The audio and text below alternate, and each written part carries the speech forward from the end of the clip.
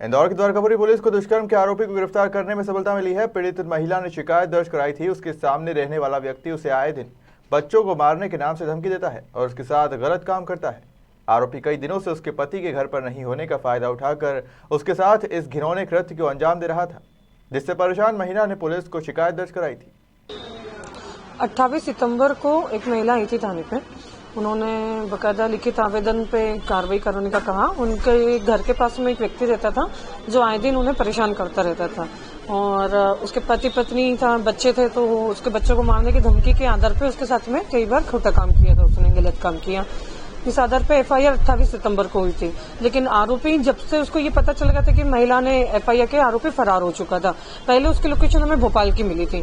भोपाल भी हम लोग एक बार गए, वहां पे हमें आरोपी की पतारसी की, वहां नहीं मिला। उसके बाद उसके हम लोग कंटिन्यू लोकेशन ट्रेस करते थे। 2 फोन थे उसके पास, फोन उसने बंद कर दिया था, लेकिन आईएमईआई की लोकेशन के आधार पर हमको उसका तीसरा नंबर ट्रेस हुआ।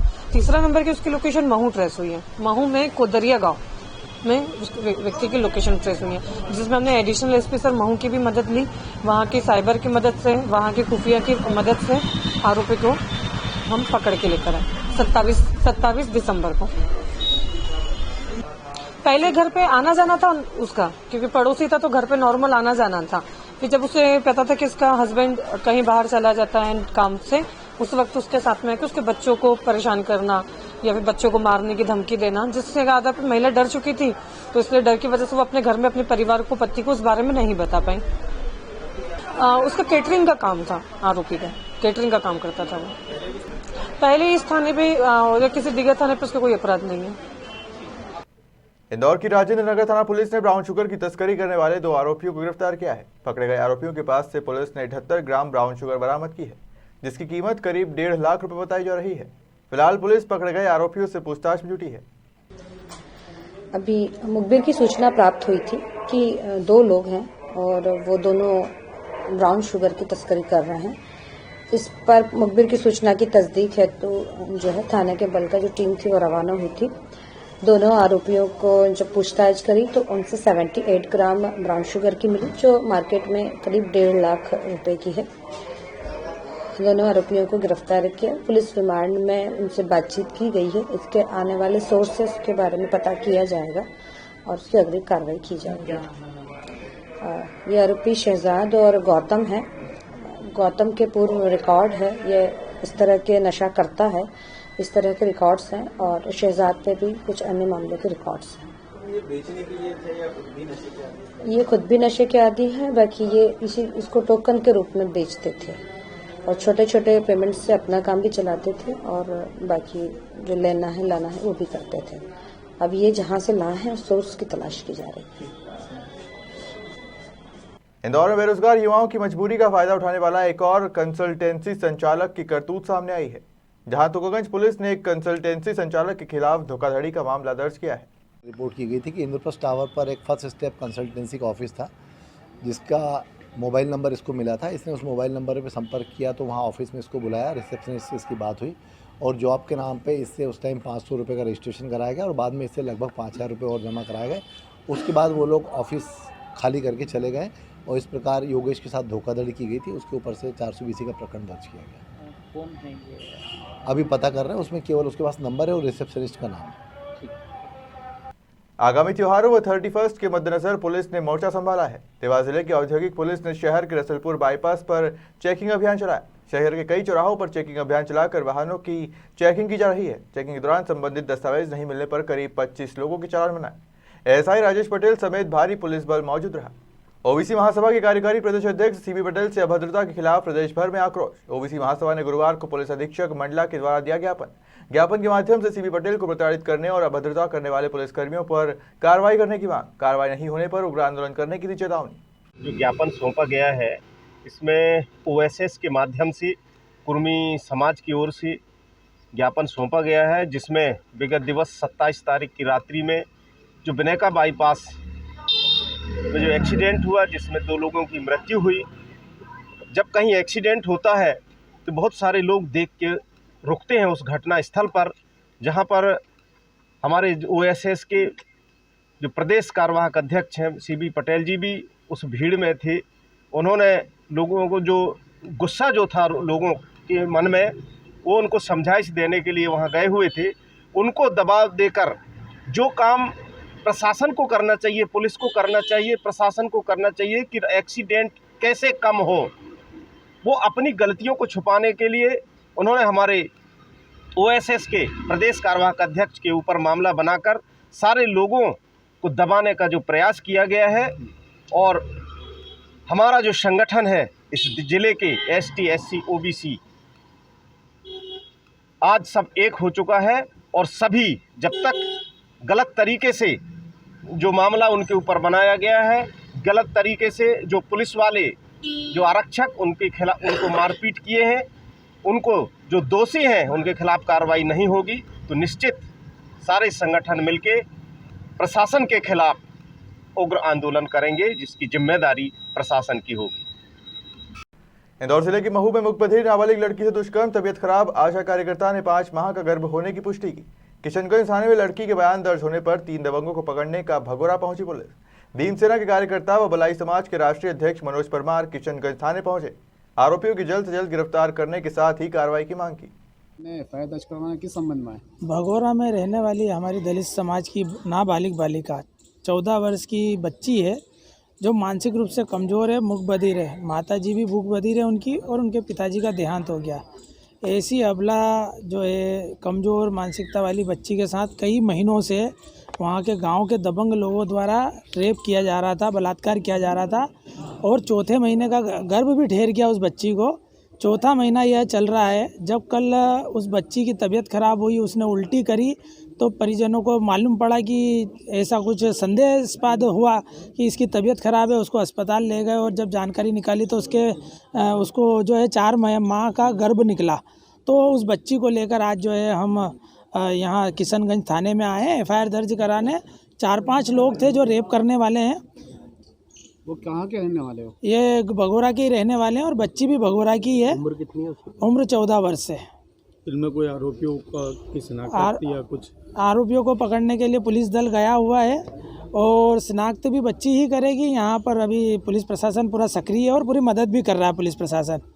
मेरी सिस्टर मनबुद्धि है, 15 साल की लड़की है, उसके साथ बलात्कार हुआ और ये हमको कल मालूम पड़ा है, वो भी 5-6 महीने के बाद। और आशा कार्यकर्ता बोलते हैं इनको 5.5 महीने हो गए हैं। जब मेरी सिस्टर किसने पुष्टि करी इस बात की? ये पुष्टि मेरा छोटा वाला ब्रदर, ये इसको सिस्टर को उल्टी हो रही थी और पेट दर्द कर रहा था, तो मेरी माँ को छोटा वाला ब्रदर वहाँ लेके गया आशा कार्यकर्ता के पास।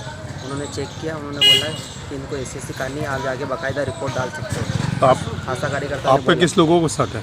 जी मेरी सिस्टर बता रही वो उन पर ही शक है। एक रिपोर्ट आई है कि जो मानसिक विक्षिप्त है महिला, उसके साथ में 2 व्यक्तियों द्वारा जाभी कथनानुसार 2 व्यक्तियों द्वारा घटना कारित की गई, क्षेत्र घटना कारित की गई।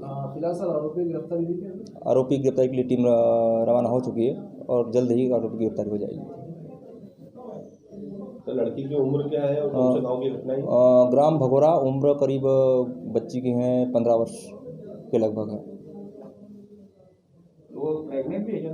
हाँ, कुछ उनके परिवारजनों से चर्चा पर बताया गया है कि वो करीब 3 से 4 माह के प्रेगनेंसी व्यक्त की। राजगढ़ जिले के नगर परिषद पचौर में चलाया स्वच्छता अभियान। नगर परिषद को स्वच्छता में नंबर 1 लाने के लिए लगातार किए जा रहे प्रयास। नगर परिषद सीएमओ पवन कुमार मिश्रा द्वारा नगर के निर्देश पर समस्त कर्मचारी, स्टाफ और आंगनबाड़ी महिला समूह और नगर के जागरूक नागरिक चला रहे स्वच्छता अभियान। स्वच्छता में स्वच्छता सर्वेक्षण 2022 का संख्या 25 दिसंबर से हो चुका है। नगर पचौर में रैली के रूप में विद्यालय के बच्चों सहित राजनीतिक नेता, गणमान्य नागरिक, अधिकारी, आदरणीय हमारे प्रशासक महोदय, सांसद महोदय सबके साथ कचरा बीनते हुए गलियों में एक रैली निकाली गई। यहाँ कार्यक्रम किया गया और सबने शपथ ग्रहण किया। साथ ही नगर में ये इस समय स्वच्छता अभियान में विशेषकर प्रत्येक नाली तल से सफाई अभियान चल रहा है, वो चलता रहे। विशेष रूप से मतलब कि उसमें ध्यान रखा जा रहा है। साथ ही हमारे स्वच्छता में नगर की हर गली साफ हो, कीटनाशक दवाई का, ब्लीचिंग का, फिनाइल का विधिवत छिड़काव हो, इसका ध्यान रखा जा रहा, पानी लोगों को शुद्ध जल मिले इसका ध्यान रखा जा रहा। साथ ही हमारे बीच में एक परिस्थिति आती है कि जो हमारे जो होटल वाले लोग हैं, डिस्पोजल जो फेंकते हैं, दुकानदार हैं, डस्टबिन में नहीं डलवाते हैं, उनके ऊपर एक कसौटी की गई है। उनको समझाया गया है कि कोई भी व्यक्ति रोड पर कचरा न फेंके। सूखा कचरा, गीला कचरा पृथक पृथक, गीला कचरा हरे डस्टबिन में, सूखा कचरा नीले डस्टबिन डाले, और कचरे को हम अलग करवा करके फिर ट्रेचिंग ग्राउंड में जैविक खाद भी बनाते हैं। नगर पचोर के अंदर जैविक खाद बनाने का काम चल रहा है, उसको 30 रुपए प्रति किलो हम विक्रय भी करते हैं। और स्वच्छता में हमारा प्रयास है कि हम चाहे उस सौंदर्यीकरण को लेकर के हो, चाहे निर्माण कार्य को लेकर के हो। हाँ, एक चीज जरूर है कि हमारी गलियां वर्तमान में कम अच्छी जरूर मिल रही। कारण है कि पेयजल की लाइन की खुदाई का कार्य चल रहा है जगह जगह, तो उसके अभाव में चूंकि प्रशासनिक कार्य बहुत जरूरी है, पेयजल भी आने वाले समय के लिए आवश्यक है, लेकिन सफाई में हर क्षेत्र में, चाहे पॉलीथीन पे प्रतिबंध को ले ले, चाहे सफाई को ले ले, हर क्षेत्र में हम हमारे कर्मचारी डटे हुए हैं। और आम जनता से हमारी अपील इस बात के लिए है कि कचरा किसी भी परिस्थिति में रोड पे ना डालें, अगर कोई डालेगा तो उसको दंडात्मक कार्रवाई की। चंदेरी नगर के किला कोठी के परकोटे के जंगल में एक अज्ञात व्यक्ति की शव मिलने से सनसनी फैल गई। सूचना के मौके पर पुलिस ने पहुंचकर पेड़ पर लटका हुआ शव को उतारकर मर्ग कायम कर जांच शुरू कर दी है। हमारे चंदेरी थाना में किसी नरेंद्र बुंदेला नामक व्यक्ति ने सूचना दी है कि किला कोठी का परकोटा के पास जो जंगल है वहाँ कोई व्यक्ति है, वो फांसी लगा के उसने आत्महत्या कर ली है।